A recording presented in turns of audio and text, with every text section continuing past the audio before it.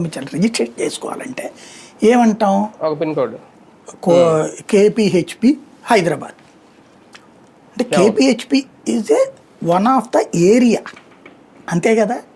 హైదరాబాద్లో అదొక part. Velagapudi it is village కదా, దాన్ని అమరావతిలో పార్ట్ అనడానికి అమరావతి ఎక్కడుంది అసలు ఇంతకీ?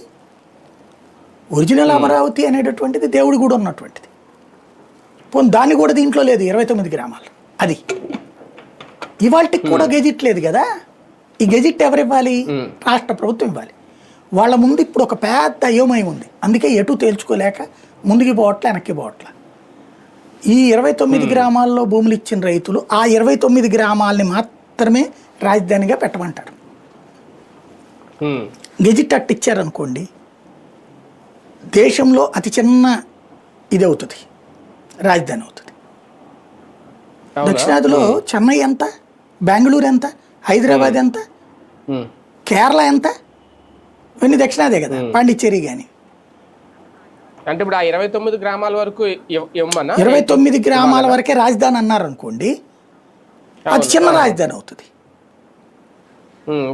సిఆర్డిఏ పరిదంత రాజధాని అని పెట్టారనుకోండి, వీళ్ళకి ఇన్వెస్ట్మెంట్స్ అటుపోతాయి అని భయం.